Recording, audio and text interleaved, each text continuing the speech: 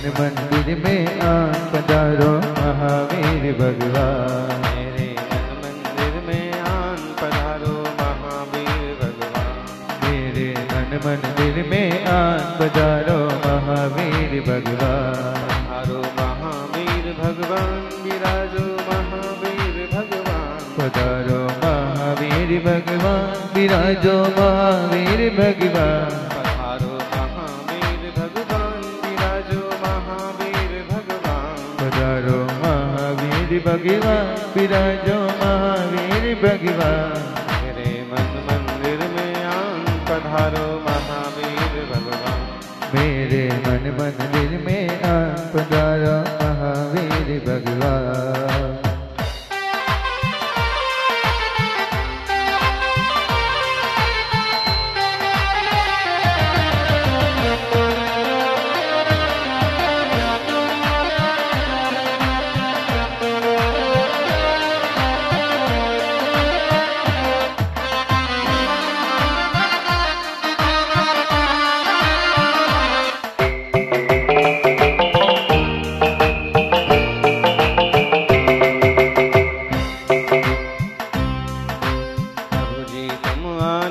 सरोवर रूप तुम्हारा महामनोहर। प्रभु जी तुम आनंद सरोवर रूप तुम्हारा महामनोहर। प्रभु जी तुम करुणा के सागर तुम ही हो प्रभु ज्ञान समंदर। प्रभु जी तुम आनंद सरोवर प्रभु तुम हो ज्ञान समुंदर। हो जाए सबका कल्याण पधारो महावीर भगवान। हो जाए सबका कल्याण पधारो महावीर भगवान। मेरे मन मंदिर में आन पधारो मेरे मन मंदिर में आन पधारो महावीर भगवान।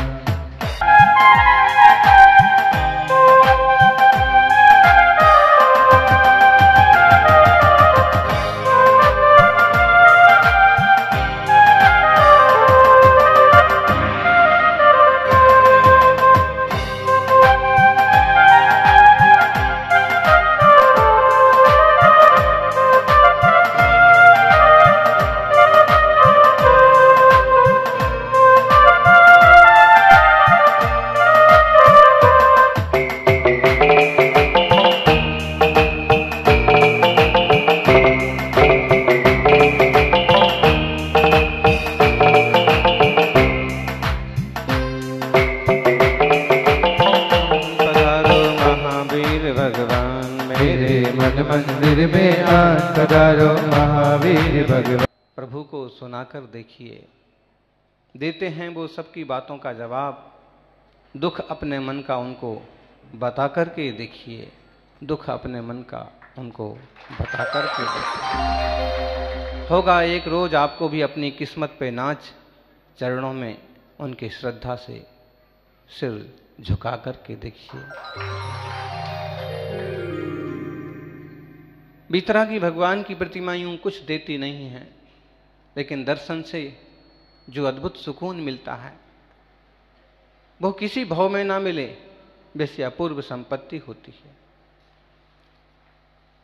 कठोर तपस्वी बीतरागी मुनिराज कुछ देते नहीं हैं, बांटते नहीं हैं, फिर भी उनके दर्शन से जो आनंद मिलता है, जो पुण्य मिलता है। आपने एक छोटा सा प्रसंग सुना और सुना है, फिर भी मेरी इच्छा हो रही कि वही बात दोहराऊं।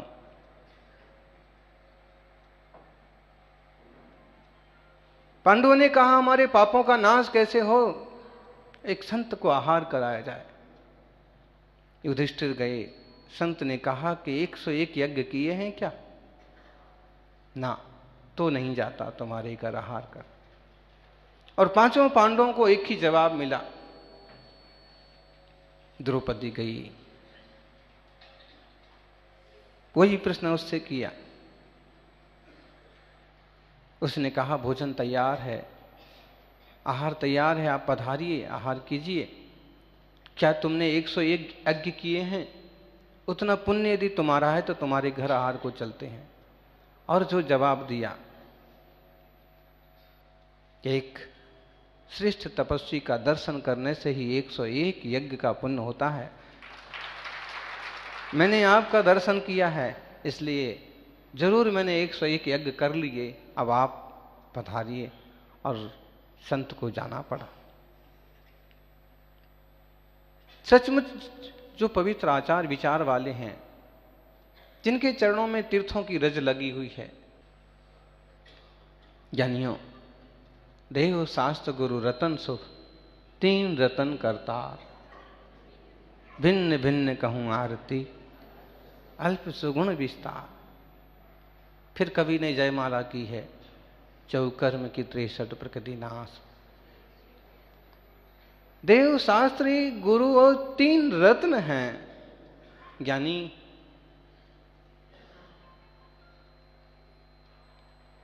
देव शास्त्र गुरु रत्न हैं। बताओ, आपको रत्न मिलेगा तो आप उसको जल्दी छोड़ दोगे?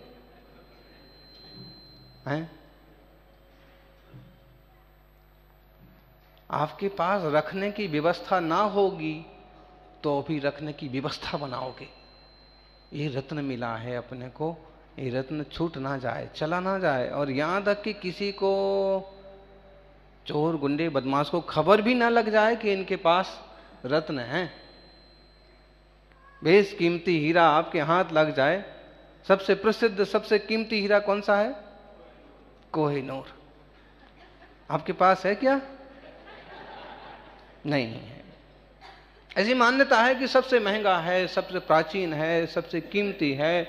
अमुक सम्राट ने तमुक को दिया, तमुक ने तमुक को दिया, भारत से ब्रिटेन गया, ब्रिटेन से अटेन गया, और सबसे कीमती आपको लग रहा है वह, लेकिन वह भी जड़ पत्थर ही है। यानी वह हीरा भी कहीं किसी तरह का पत्थर ही है। पत्थर और कोयले की खदान से भी कई बार हीरे निकलते हैं। और इसलिए हम आपको कहते हैं कि काले, सांवले, मैले बुजुर्ग तपस्वियों को देख करके कभी चेहरा नहीं बिगाड़ना, क्योंकि कभी कभी कोयले की खदान से ही हीरे निकलते हैं।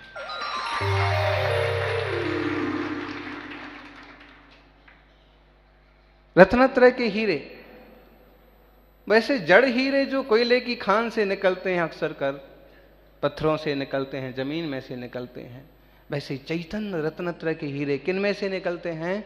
चैतन्य मुनिराजों में से। यूं तो जीव मात्र में है रत्नत्रय। रणत्रयम न बट्टे अपार्णम मुइत्तु अर्ण दवियम्मी।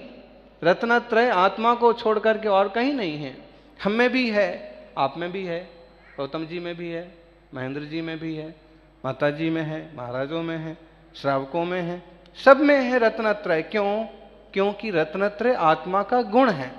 बस अंतर इतना है कि मुनिराज व्यवहार साधना करके भी उस रत्नत्रय को प्रकट करने का, बाहर लाने का पुरुषार्थ कर रहे हैं, और आप लोग अभी। मुनिराज ने समझ लो कि जैसे हीरे की खुदाई करने वाले खुदाई कर रहे हैं और हीरा निकाल रहे हैं, हीरा को शान पर चढ़ा रहे हैं और उसको घिसाई करवा के चमकवा रहे हैं। ये मुनिराज उस तरह के हैं कि इनने खुदाई की है, खुदाई करके हीरा पाया है और उसको घिसने में लगे हैं। घिस ये भी रहे हैं, घिस आप भी रहे हैं। ये घिस रहे हैं, मोक्ष पाएंगे। उनको भी ख्याल आता है। हम हीरे की चमक चमकाने वालों को देखते हैं तो ख्याल आता है कि कोई पत्थर जमीन से निकलता है और इसमें से कुछ हीरा निकलता है, उसको घिसा जाता है और वह बेशकीमती होता है, फिर वह लाखों करोड़ों में भी बिक सकता है। बराबर उदाहरण। ऐसे ही फिर ऐसे मुनिराजों को देखते हैं। फिर हम कथाओं से जोड़ते हैं कि महावीर स्वामी भी मुनि बने थे, उनने भी तपस्या की थी। इसी तरह से उनने अपने घिसा, तप किया, त्याग किया, निखारा, और आज वे सिद्ध भगवान बन गए हैं। निश्चित रूप से इन साधुओं की तरह हम अपने आप को निखारेंगे तो हम भी कभी ना कभी संत बनेंगे, कभी ना कभी अरहंत बनेंगे। देव शास्त्र गुरु रतन शुभ, वो कोहिनूर क्यों ना हो, जड़ है, उससे आप पेट नहीं भर सकते। अंतरिक्ष में हो आप, आपके पास कोहिनूर हो लेकिन पानी ना हो, भोजन ना हो, और अंतरिक्ष में आपका यान अटक जाए, ना ऊपर जाए ना नीचे जाए, ना खाने को ना पीने को, कोहिनूर किस काम आएगा? बताओ। इस बिल्डिंग की कीमत है, इसकी लिफ्ट की कीमत है। लेकिन कभी लिफ्ट जो है ना बीच में ही अटक जाए, ना ऊपर जाए ना नीचे जाए, और 8 दिन के लिए अटक जाए, फिर क्या होगा? ना बिल्डिंग की कीमत है और ना वास्तव में वस्तु की उपयोगिता के कारण से उसकी कीमत होती है। समझ में आया ना केशव भाई, लोकेश भाई और सारे भाई युवाओं? अमुक का नाम पुकार लिया है कि संभव है कुछ उसकी उपयोगिता है, समाज के, घर के, परिवार के, धर्म ध्यान के किसी काम आता होगा। घर में भी अगर किसी की पूंछ परख है तो उसकी उपयोगिता के कारण से, उसकी सुंदरता के कारण से नहीं। सुंदर लोग और भी हैं, सुंदर लाल भी हैं, इसको नहीं बोलना। दूसरी बारी को बोलेंगे तो मैं अभी बच्चे को नहला करके आती हूं, और तीसरी वाली को बोलेंगे तो ये भी कुछ बहाना निकालेगी, और चौथी वाली कितनी बिजी होगी, तुरंत काम करेगी। क्या है, क्यों पूछा आपने, क्यों उसका इंतजार किया? उपयोगी है। उपयोगी का तात्पर्य है, आपने कहा बेटा हैं, ऐसे ही बेटा, लड़का 4 क्यों ना हो, लेकिन सबके सामने बाप अपनी सारी बातें नहीं कह पाता है। समाज कितना बड़ा क्यों ना हो, सबके सामने सारी बातें नहीं आ पाती हैं। उसमें कुछ लोग होते हैं जो गंभीर होते हैं, समझदार होते हैं, उपयोगी होते हैं। अब आप कहोगे कि हम इसको कैसे, आप जो कह रहे हैं इसको हम कैसे समझें, हम कैसे उपयोगी बने? ये आप खुद बनिए। घर से शुरुआत कीजिए, परिवार से शुरुआत कीजिए, बहुत एक्टिव, बहुत समझदार, और सबका काम फास्ट करना। आलसी बन के मत बैठिए। कई लोगों को आदत होती है, मुझे बुखार है, मेरा सिर दर्द कर रहा है, आज मैं कुछ नहीं कर सकती हूँ, पूरे घर को डिस्टर्ब कर देती हैं कोई महिलाएं, जबकि वे चाहें और एक्टिव रहें तो कोई बीमारी नहीं है। ऐसे कोई भाई लोग, वाह बड़ा क्यों नहीं दुकान पर गया, मैं ही क्यों जाऊं रोज?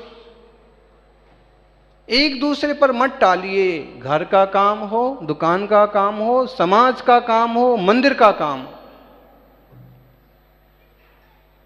आत्महित का काम तो दूसरे पर टालने से होता ही नहीं है। अपितु अच्छे काम भी दूसरे पर टालने से नहीं होते हैं। खुद करिए, एक्टिव बनिए, उपयोगी बनिए। तो वह जो जड़ हीरा है वह किसी काम का नहीं है।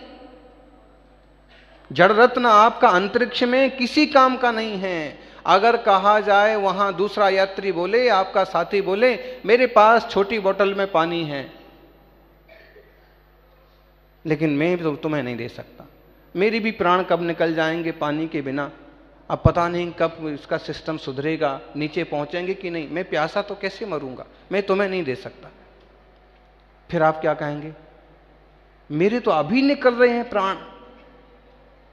कोहिनूर हीरा वाला कहेगा कि मेरे प्राण तो अभी निकल रहे, तू भले ये हीरा ले ले लेकिन ये छोटी सी बोतल का पानी मुझे दे दे।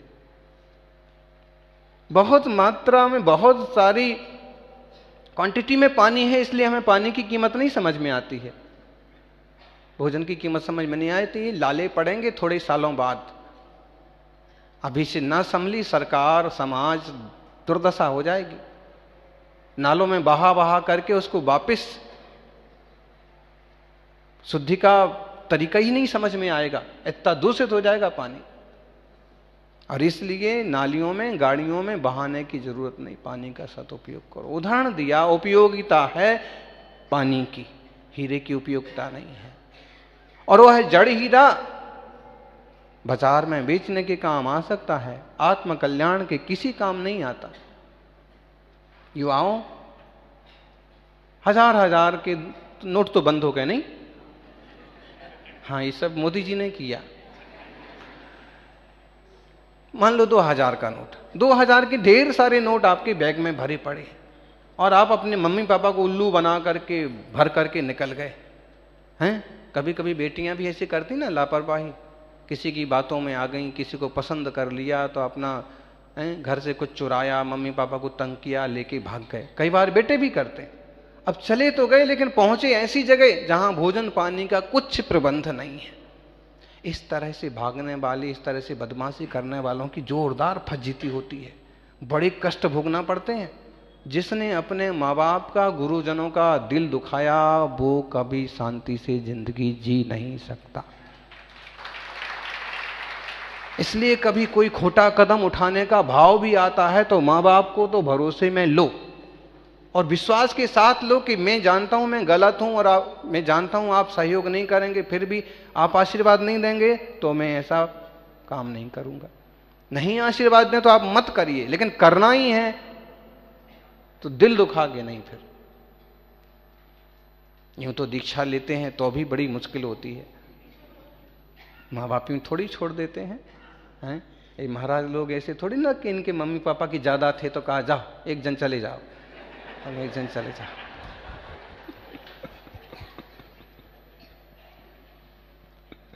माँ बाप ऐसे नहीं छोड़ते हैं। दीक्षा के लिए जाते हैं तो भी उनका मन खूब दुखता है, लेकिन एक तरह से फिर संतुष्ट करते हैं कि तीर्थंकर प्रभु भी गए थे, बड़े श्रेष्ठ मार्ग पर जा रहे हैं। फिर अंततः आशीर्वाद ही देते हैं कि बहुत अच्छे से जाना, लेकिन बेटा ध्यान रखना, जिस रास्ते पर बड़े हो कभी पीछे मुड़ के नहीं देखना। धर्म भी हृदय होता है, धर्मात्मा जीव होते हैं तभी आज्ञा देते, वरना आज्ञा भी नहीं देते। और फिर अगर कोई गलत कदम उठाए, माँ बाप की आंखों में मिर्ची झोंके, इसी छोकरे के साथ, किसी छोकरी के साथ, किसी और चक्कर में बेईमानी करके केवल खुद के स्वार्थ के लिए उनको धोखा दे, संपत्ति को धोखा दे, बहुत बुरी बात है, बहुत बुरी।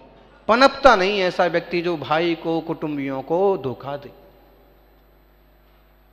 आम जनता को धोखे देने वाले भी कोई पनपते नहीं हैं। थोड़ी देर के लिए लगता है कि कितना बड़ा स्टैंडर्ड बन गया, और जब पोल खुलती है ना तो माल्या और मोदी की तरह भागते फिरना पड़ता है।